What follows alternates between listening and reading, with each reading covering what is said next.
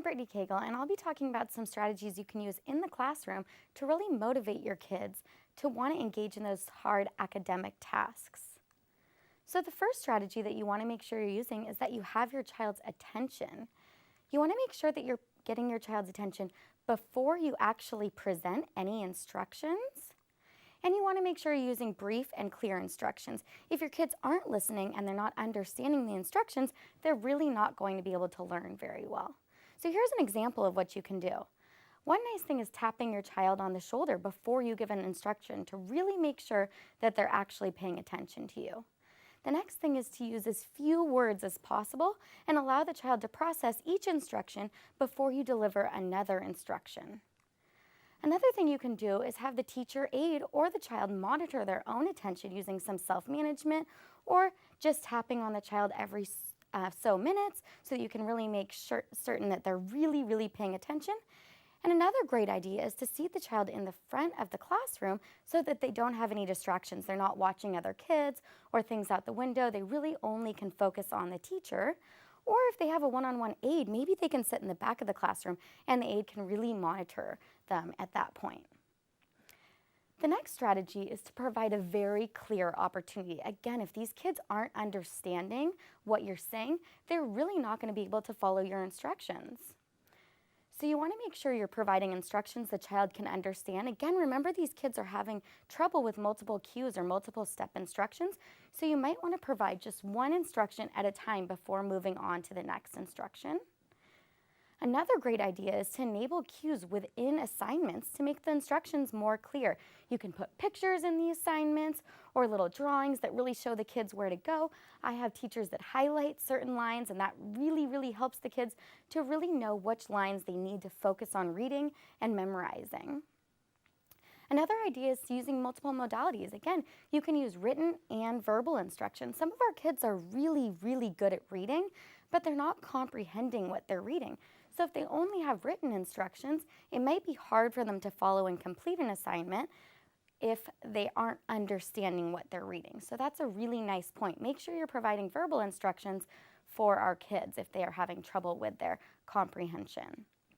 The next and a really fun point is to make sure you're using child choice within your academic tasks. And you can use this even with a required task. You can incorporate some child choice within this. So a nice example is using a choice of writing materials. The kids can choose to use a colored pencil or a pen or maybe even a Mario pen that has cool Mario characters or some kind of character they really like to write with. They can choose the number of problems they're going to write, maybe the order. Maybe they want to start at the bottom and work their way up to the top. When you're doing a writing assignment, kids can write about preferred writing topics. I actually had a teacher that had kids working on their writing and penmanship, and they wrote letters to their grandparents. The kids really enjoyed this activity. It was a lot more fun. You didn't see the kids complaining about writing, and they still learned that penmanship skill. Another thing we want to do for our kids with autism is incorporate breaks within their homework skills. We have this really well studied for kids that are typically developing, and we have those breaks already incorporated throughout the day in schools, at recess, at lunchtime, but we might need to give more breaks to kids with autism that are really struggling on many tasks at the same time. So you can give a child a certain number of problems to do and then they can have a break, or a time limit and they can have a break. That's a really nice thing for kids to choose. Do you want to do 2 minutes or 5 minutes? And that really motivates the kids to start working. Something else you want to make sure that you're doing that's really something teachers sometimes can struggle with is that you're reinforcing the children's attempts. You want to reinforce any reasonable attempt that the child's making that's clear, unambiguous, and goal-directed. So as long as the child's really trying to do something academic related that you're trying to get them to do, make sure you're reinforcing their attempts. I've seen a lot of classrooms where the kids are working on penmanship and the teachers are getting mad at them for spelling things wrong. So you can address spelling issues at a different time, and right now you just want to focus on their attempt to write with their penmanship. Something else that's great is adjusting the academic activities to the child's ability level. And this means maybe you'll do something a little easier for some kids and maybe something a little harder for other kids. Some of our kids are really strong in math, but maybe not as strong in writing. So they might have to go easier in one subject and harder in the next subject. And this will be great for the entire class. All the kids will be really motivated if you're doing activities that are on their ability level. A lot of kids really like social praise. So if you're saying, great job, you did such a nice job on that activity, a lot of kids really like it. Some kids with autism don't like that social praise, and in fact, that actually is a punishment to them because they're expecting you to come around and socialize with them a lot. So you might need to use some external reinforcers when necessary for our kids on the spectrum. Here's a little example. You can start with an easy task. If the child has some difficulty beginning an assignment, reinforce the child for just writing their name down. That's going to feel really nice. If you're always rewarding the kids, then you're going to feel like a better teacher, and the kids are going to feel like better students. Another example is reinforce a child for tracing a word before having that child write it out on their own. Again, if the kids are doing well and succeeding, your life is going to be a lot happier as a teacher, and the kids are going to be a lot happier as students. The next strategy is using contingent reinforcement. So you want to make sure you're providing reinforcement immediately after the child completes an assignment or your desired goal. So an example is letting a child to eat one Skittle immediately after a math problem that involves counting Skittles. The next strategy is using this direct and natural reinforcement. So you want to make sure you're incorporating reinforcement within the task. So an example is a child can earn a dinosaur sticker right after they write a paragraph about dinosaurs. Or a child can count using Legos. They can learn their colors using Legos. This is going to be a lot more fun if the child counts up 10 Legos and then gets to play with the Legos. They're going to be really excited to learn counting, and that's what you want in your classrooms, to have the kids come in and be super excited. I had a teacher that used M&Ms in her math class, and the kids all day were talking about how excited they were to go to math class. So how cool as a teacher is that if all the kids are just really, really excited to go into your class and do your hard, difficult academic assignments, and they're thinking they're just going out to have fun. The next thing you want to make sure you're doing is including maintenance and acquisition tasks, and this is something that teachers often don't do in their assignments. You want to make sure you're going over stuff that the kids already know before you move on to a really hard new task. So an example is if a child's learning long division, they can do some simple division in between all those harder long division problems. This will make the child feel confident, and then they'll be more likely to engage in that next harder task. This will be more fun for you too. If the child already knows how to do about 80% of what you're teaching them, that means they're going to get 80% of the problems right. How good does that feel when your child's getting 80% of the problems already right at a minimum, and then you only have to focus on that last 20%?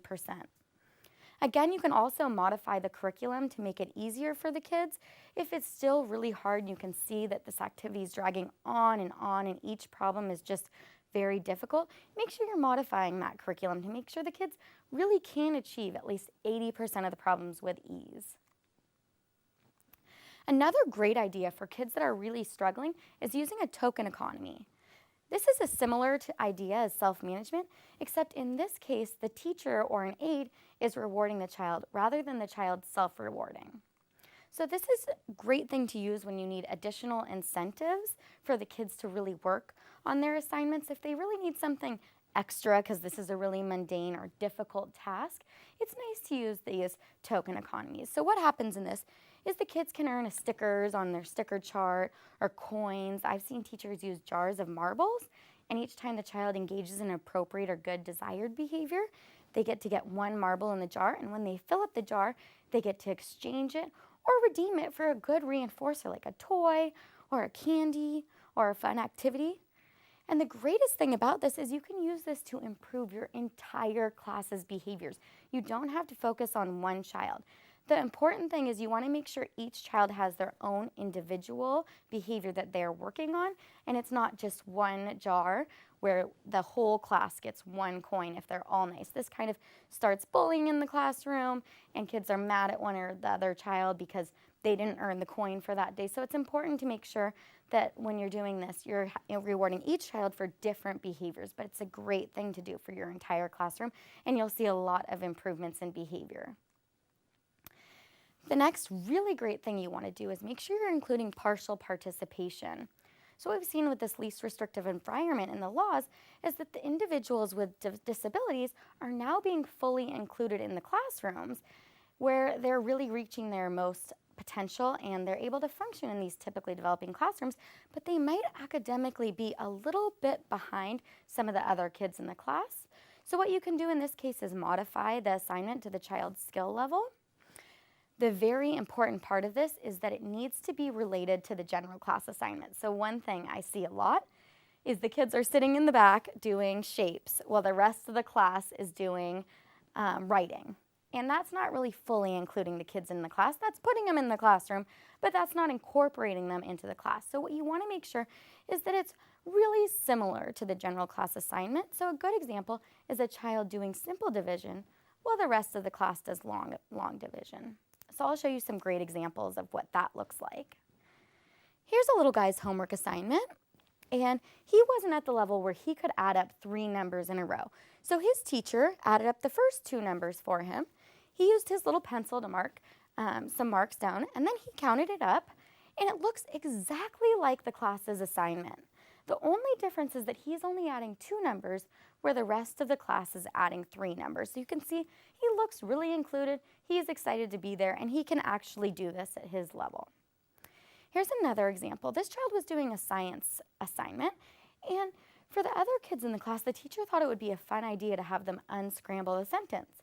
But this was really something that was difficult for our target kiddo, and that made the assignment just that much more difficult. So what we were focusing on in this assignment was the fact that he could learn these science terms that the teacher wanted him to know.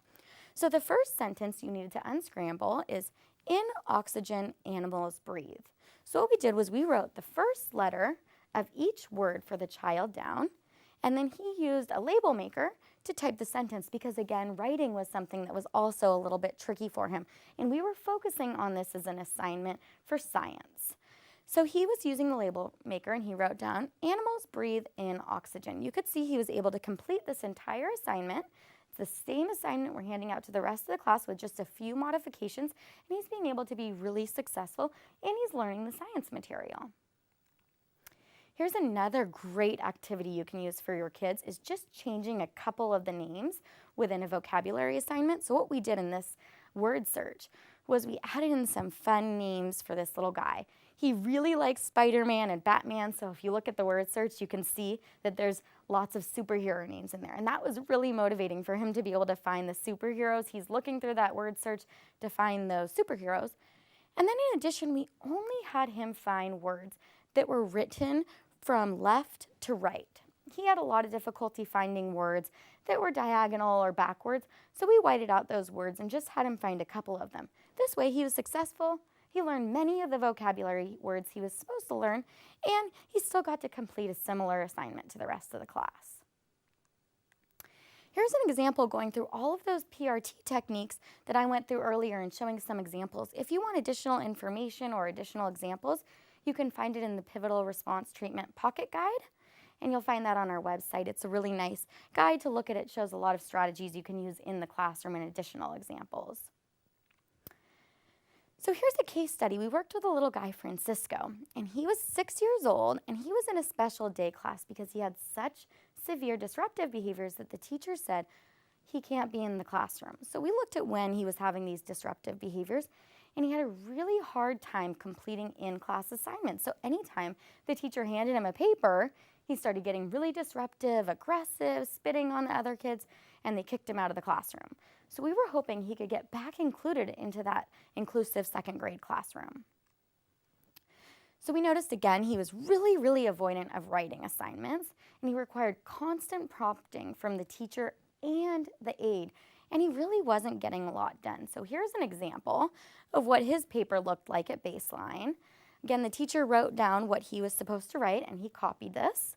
And you cannot read what he's trying to write. This is not legible, and this required a lot of prompting from the teacher. The teacher was over by him all the time, and she wasn't helping the rest of the class, and he's not doing very well.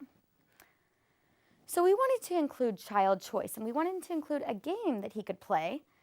And so what we had him do was write down the name of the game, and then His natural reinforcement was that he got to play the game after he wrote the game down. And this doesn't start right away. Right when you give this, there still might be some disruptive behavior, but once the kids learn they just have to write the name and then they get to play, their motivation levels will really, really increase. So I'm going to show you what his paper looked like when he was writing the name Cootie, which was a game he really liked. This looks so much better, and the biggest part of this was he didn't have disruptive behavior at all when he was writing down this exciting activity that he knew he was going to get to play the game, write down one word, and play the game. The next thing we did was we used M&Ms, and most kids just love M&Ms, so you're going to have to figure out what kinds of things your kids like before you start this intervention and really incorporate exactly what these kids are really, really interested in.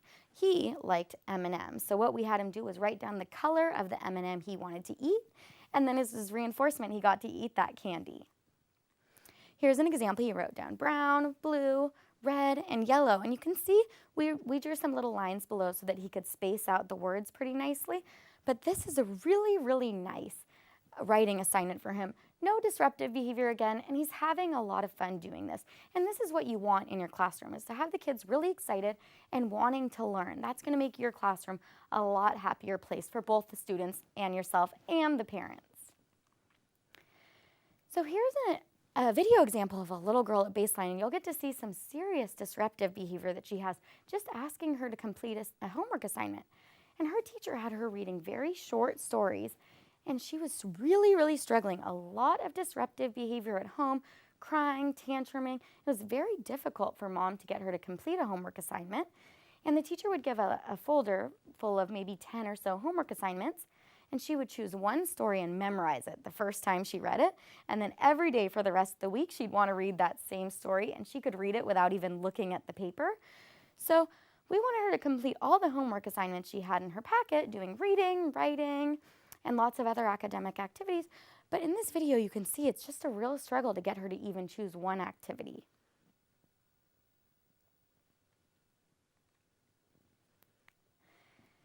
This video is of her doing a treasure hunt. So she's still doing the reading, and she's reading the same words that were in her reading assignment in the school packet, but instead we wrote them down as a treasure hunt, and they're hidden in the clues. So she's searching for the same words, and she gets to find a treasure at the very end of the hunt. Then we used the same treasure hunt activity, since she loved it so much, to teach her writing academics. So instead of reading the clues, she was writing the clues for me to search for, and then she got the toy at the end. I wasn't going to keep the toy while she did the writing, but she got to keep the toy, and she did the writing. And one other really interesting point is this little girl's teacher said she'll never learn to read phonetically because she memorizes everything she learns. And then when she was writing a clue out for me, she wrote, "Look in the drawer," and she spelled it phonetically. So you can see when these kids are motivated, really their real potential can come out, and they can learn those skills that we really didn't think so. We just have to incorporate some of those fun motivational variables within the assignments. Here's another tricky little example of writing. So here was a little guy that was really, really struggling to write, and he didn't want to do any homework assignments. So we wrote a schedule down of what we were going to do for the day. And the first activity we were going to write, I said, "I'll write writing down." And he said, "No, I don't want to do writing. I don't want to do writing." So I said, "Well, okay, if you want to make the schedule, you can make the schedule. But if I'm going to make the schedule, then we're going to do writing first." So I'm waiting there, and he grabs the paper and starts writing down everything. And he didn't even ask how to spell these words. He wrote, "Read a book, color, play a game, dominoes, bubbles, play xylophone," and this bottom one is open present. So you got to be prepared for some unexpected things to come up if you want to work on writing. But this was this little guy's idea of what to do for the day. Another great thing you can use for kids is priming. And this is where you're exposing students to assignments before their class presentation. And what you want to make sure you're doing is making sure this isn't a stressful thing, that the kids are really just having fun and doing the academics in a nice way. And the nice thing about this is you have a lot of flexibility at home to do assignments where you can have treats and lots of breaks. What you don't have that flexibility in the classroom. So this is something that's really nice to do at home.